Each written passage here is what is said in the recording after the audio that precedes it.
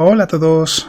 Hace unos 4.600 millones de años se formó una estrella en torno a la que todo gira en este pequeño rincón de la Vía Láctea. Es el Sol, que es uno de los principales responsables de que en la Tierra haya vida. Y es una estrella que en realidad, vista en el conjunto de la Vía Láctea, no destaca especialmente. Es una enana amarilla, hay miles de millones de enanas amarillas en la galaxia, y por tanto es una estrella más del montón en ese sentido, es más bien normalita, aunque eso en realidad puede que sea una buena noticia, porque quiere decir por tanto que la vida parece que no necesita una estrella especial para poder surgir a su alrededor. Sin embargo, esto no quiere decir que desde tiempos inmemoriales el Sol haya sido algo muy presente en nuestra civilización y que por supuesto se haya estudiado muy a fondo. Así que en este vídeo lo que vamos a hacer es hablar del Sol, del centro del sistema solar, sus características, sus propiedades, su evolución, cómo cambiará en el futuro, cómo ha venido cambiando desde el pasado y por qué es tan importante. El Sol es el objeto más grande del sistema solar, tiene un diámetro de 1.390.000 kilómetros y acumula el 99,8% de la masa del sistema solar. Dicho de otra manera, los planetas, los asteroides, los cometas, todo lo que gira alrededor del Sol es únicamente el 0,2% de la masa del sistema solar y sirve para ver la enorme diferencia de masa que hay entre nuestra estrella y todo lo demás. Desde la Tierra, lo que vemos del Sol es su superficie, que tiene una temperatura de unos 5.500 grados, pero si descendemos hacia el núcleo de la estrella, allí es donde se produce la fusión de hidrógeno en helio, y la temperatura es mucho más alta, ronda los 27 millones de grados. Para poder igualar la producción de energía del Sol, en la Tierra, si quisiésemos intentarlo por nuestros medios, tendríamos que detonar 100.000 millones de toneladas de dinamita por segundo. Eso sirve para hacernos una idea de la producción de energía del Sol. Y a pesar de todas estas cifras que pueden parecer espectaculares, lo cierto es que cuando nos fijamos en el conjunto de la galaxia, el Sol es una estrella de tipo G, es una enana amarilla, hay miles de millones de enanas amarillas en la galaxia y tarda aproximadamente 225 millones de años en dar una vuelta alrededor del centro de la galaxia. 225 o 250 millones de años, se puede utilizar los dos valores, y es un término al que se le conoce como año galáctico, aunque es verdad que no se utiliza muy a menudo. El Sol es una estrella relativamente joven si nos ceñimos al sistema de clasificación por población. Es una estrella de población 1. ¿Qué quiere decir esto de la población? En realidad lo que hace es referirse a la cantidad de metales, de elementos más allá del hidrógeno y el helio que estaban presentes en el Big Bang, que podemos encontrar en una estrella. Y las de población 1 son las que tienen la mayor cantidad de metales. Las de población 2 son estrellas más viejas que tienen una cantidad menor de metales. E hipotéticamente debería haber un tercer grupo, la población 3, que estaba formada únicamente por los elementos que existían tras el Big Bang. Antes de que naciesen las primeras estrellas, lógicamente lo único que había era hidrógeno y helio y pequeñas cantidades de litio. Tuvieron que ser las primeras estrellas las que fusionasen en su interior el resto de elementos. Por tanto, esas primeras estrellas del universo deberían haber sido las que pertenecerían a esta población 3. Es un grupo hipotético porque todavía no se han podido observar, pero la lógica indica que deberían haber existido porque lógicamente no había más elementos que pudiesen incorporar y por tanto solo podían contener hidrógeno, helio y muy pequeñas cantidades de litio. Pero es verdad que a día de hoy todavía no se ha conseguido encontrar ninguna estrella de población 3. El Sol se formó hace 4.600 millones de años. Lo hizo en el interior de una gran nube de polvo y gas, o como las conocemos popularmente, de una nebulosa, y no fue la única estrella que se formó allí, también se formaron otras. Y de hecho, durante un tiempo, el Sol fue parte de un cúmulo abierto, de una agrupación de estrellas recién nacidas que durante unos millones de años permanecen ligadas gravitacionalmente antes de terminar dispersándose en diferentes direcciones. La mayor parte de estrellas se forman así, en compañía, y se cree que el Sol lógicamente siguió esos mismos pasos. Pero en el caso particular de nuestra estrella, ¿qué fue lo que sucedió? ¿Cómo se forman las estrellas? Una pequeña región de polvo y gas de aquella nebulosa colapsó bajo su propia gravedad, comenzó a girar cada vez más rápido y se formó un disco de material. En el centro de ese disco nació la protoestrella. Allí se encontraba el embrión del Sol, que hace unos 4.570 millones de años comenzó la fase de secuencia principal. La secuencia principal es el nombre que recibe la fase en la que las estrellas convierten en helio ese hidrógeno que acumularon durante su formación y, en el caso del Sol, se trata de una estrella de mediana edad en este sentido porque lleva 4.500 millones de años fusionando hidrógeno, convirtiéndolo en helio y seguirá haciéndolo durante otros 4.500 millones de años. ¿Y qué es lo que sucede en estos momentos en el Sol? Pues que cada segundo transforma 600 millones de toneladas de ese material en neutrinos, radiación solar y muchísima energía. ¿Cuánta?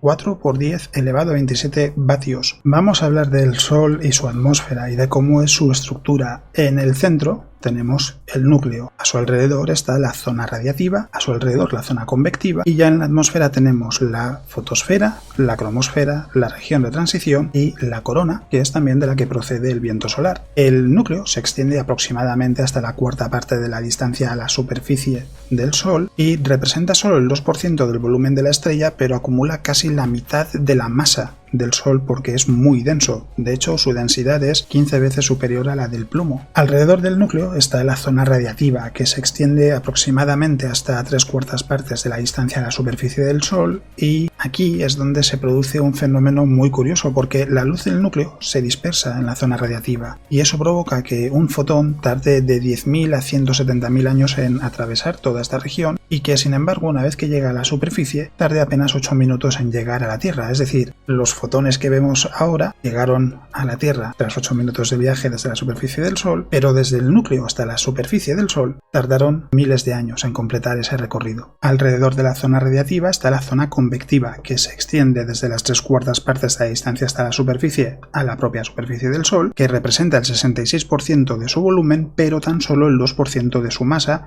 y que está llena de zonas de convección muy turbulentas. Justo por encima ya nos encontramos en la atmósfera, ya estamos en la fotosfera. Es una capa de 500 kilómetros de espesor, de aquí procede la luz que podemos observar y concretamente la mayor parte de esa luz viene del tercio inferior de la fotosfera. Y la temperatura que encontramos aquí va desde los 6.125 grados a los 4.125 a medida que vamos ascendiendo, pero esa es una tendencia que se rompe cuando llegamos a la siguiente capa, a la cromosfera. La cromosfera es mucho más cálida y su temperatura sube hasta los 19.725 grados. Aquí también nos encontramos unas estructuras puntiagudas llamadas espículas que tienen 10.000 kilómetros de diámetro y hasta 100.000 kilómetros de altura. Justo por encima nos encontramos la región de transición, que es una zona que tiene cientos o miles de kilómetros de espesor y cuya mayor parte de la radiación que emite es en el espectro ultravioleta, es decir, no podemos verlo a simple vista. Y por encima ya nos encontramos con la corona, que es una región que tiene temperaturas de entre 5 o 6 millones de grados, a menos que se produzca una llamarada solar, porque cuando sucede eso la temperatura se dispara a decenas de millones de grados, y es una zona que está compuesta por bucles y corrientes de gas ionizado. En la corona, además, se produce el viento solar, que es la expulsión del material de la corona al espacio. Y tampoco nos podemos olvidar del campo magnético del Sol, que es aproximadamente el doble de intenso que el de la Tierra, pero que en pequeñas regiones está muy concentrado, puede llegar a ser 3.000 veces más intenso que el de la Tierra, y esas acumulaciones, esos giros, se producen porque la rotación del Sol no es uniforme, su ecuador gira más rápido que sus regiones polares y además su interior también gira más rápido que su superficie, y todo esto provoca un fenómeno que seguro que os resulta familiar, que es el de las manchas solares, las llamaradas solares y las eyecciones de masa coronal. De ellas, las llamaradas solares son las erupciones más violentas que podemos observar en el sistema solar. Las eyecciones de masa coronal no son tan violentas, pero en una de estas eyecciones se pueden llegar a expulsar 20.000 millones de toneladas de material del Sol al sistema solar y ocurren con cierta frecuencia. Hay que decir que el Sol, como casi todas las estrellas, está compuesto principalmente por hidrógeno, también por el helio que genera en esa fusión, y el resto de la materia se reparte principalmente entre 7 elementos, que son el oxígeno, el carbono, el neón, el nitrógeno, el magnesio, el hierro y el silicio. Y las proporciones en realidad son mareantes y sirven para ver que nos encontramos ante una gran cantidad de hidrógeno, porque aproximadamente en el Sol, por cada millón de átomos de hidrógeno, hay 98.000 de helio, 850 de oxígeno, 360 de carbono, 120 de neón, 110 de nitrógeno, 40 de magnesio, 35 de hierro y 35 de silicio. El hidrógeno es el más abundante que podemos encontrar en la estrella. Sin embargo, como es el elemento más ligero también, a pesar de esa proporción tan aplastante, solo supone el 75% de la masa del Sol. El helio representa casi un 24% de la masa y el 2% restante, menos del 2% restante, se reparte entre el resto de elementos que podemos encontrar en el interior de nuestra estrella. Y por supuesto no nos podemos olvidar de las manchas solares, esas regiones oscuras, casi circulares, que aparecen en la superficie del Sol y que tienen mucho que ver con su campo magnético, porque aparecen allí donde las líneas magnéticas densas del interior del Sol atraviesan la superficie, y la cantidad de manchas solares que podemos ver va a variar en función de su actividad magnética. Así, hay momentos en los que no veremos ninguna mancha solar en la superficie del Sol y momentos en los que podremos ver hasta 250 manchas solares o incluso más. El tiempo que se tarda en llegar de un extremo al otro es unos 11 años y es algo que se conoce como el ciclo solar. Y al final de ese ciclo solar lo que sucede es que rápidamente se invierte la polaridad del campo magnético del Sol. El registro de los ciclos solares comenzó en febrero de 1755 gracias a un astrónomo y matemático suizo del siglo XIX llamado Johann Rudolf Wolf, que vivió entre 1816 y 1893 y que investigó las manchas solares repasando los datos que había encontrado de décadas anteriores. En realidad, su investigación le llevó a remontarse a las observaciones de Galileo, pero fue incapaz de encontrar suficientes observaciones previas a 1755 para definir ciclos solares anteriores a ese, así que determinó que el primer ciclo solar comenzó en febrero de aquel año de 1755. En la actualidad estamos en un punto de transición entre el ciclo solar 24 y 25. El ciclo solar 24 terminó a finales de 2019 y el ciclo solar 25 habría empezado a finales de 2019, al menos según algunos científicos. No hay una opinión completamente unánime sobre si ya estamos en el ciclo solar 25 o todavía no ha comenzado, pero en cualquier caso estamos en esa época de transición de paso del ciclo solar 24, que terminó en 2019 o está terminando, al ciclo solar 25, que es el siguiente periodo de 11 años de esa actividad magnética del Sol. Y en el caso de los dos últimos ciclos solares podemos ver esa duración aproximada de 11 años, porque el ciclo solar 24 comenzó en 2008 y terminó en 2019 o quizás ahora en 2020 si no ha terminado, según a quien hagamos caso, y el ciclo solar 23 comenzó en 1996 y terminó en enero de 2008.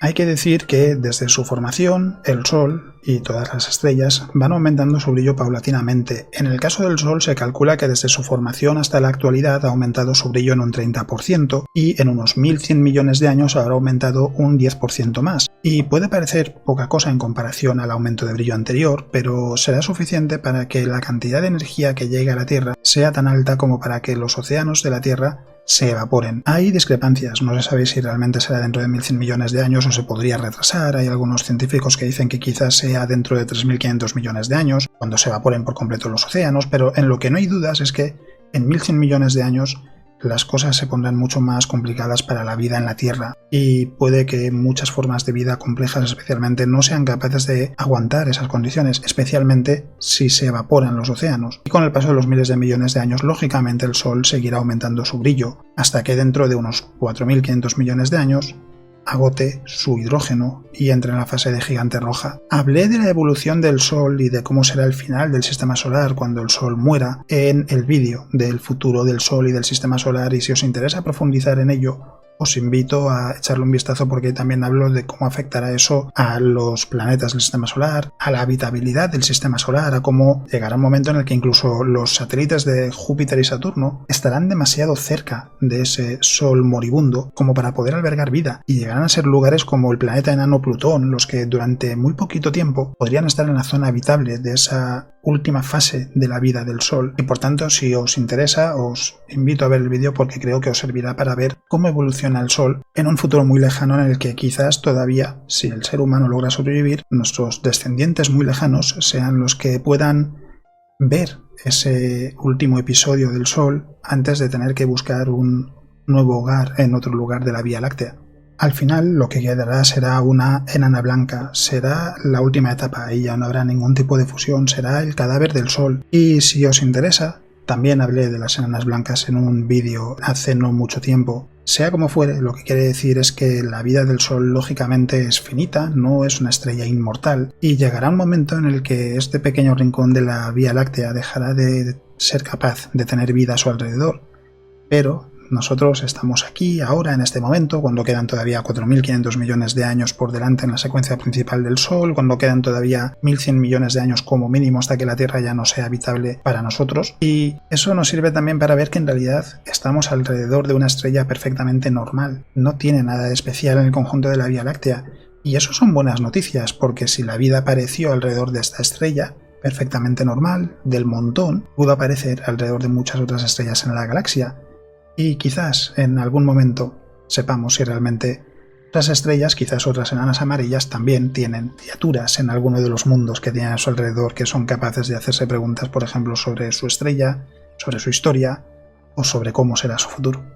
Así que ahora espero que conozcáis un poco mejor el Sol, su estructura, sus particularidades, etc. Y llega el momento, por fin, de plantear dos nuevos temas para los próximos vídeos, y esta vez os traigo dos cosas muy diferentes, porque por un lado, una de las opciones es la ufología y el caso Roswell, explicar por qué la ufología, aunque lo podría parecer, no es una ciencia, y por otro lado, los cinturones de Van Allen que rodean la Tierra y que seguro que sabéis que también se han dicho cosas muy extrañas sobre ellos, y por tanto podéis elegir. Lo que sea más comentado será el vídeo, si no de la próxima semana, el siguiente vídeo de esta temática que haga, porque como ya habéis visto en las últimas semanas intento hacer también vídeos comentando noticias de actualidad que vea que son interesantes y que puede valer la pena comentar, como ha sido el caso del cometa Atlas, por ejemplo, que por cierto se ha desintegrado y que no vamos a poder ver como se esperaba. Y aprovecho para recordaros que ayer en el podcast estuve hablando de la misión Apolo 13, aprovechando que se han cumplido 50 años desde aquella misión que pudo terminar en tragedia pero terminó en éxito, y que cada noche a las 9 de la noche de la península ibérica de España me podéis encontrar en Twitch. Hablamos de cómo están las cosas con el coronavirus estos días, y también de diferentes noticias de astronomía, y es una buena forma de pasar las horas en compañía con una comunidad muy agradable y que pues os puede servir también para ayudaros a entreteneros y también para aprender si os apetece. Así que si queréis, allí estáis más que invitados. Y poco más que decir. Muchas gracias por estar ahí, muchas gracias por vuestros comentarios, por participar en la comunidad, y espero que el vídeo, que se ha demorado bastante, os haya gustado. Eso es todo lo que os voy a contar en el vídeo de hoy. Nos vemos.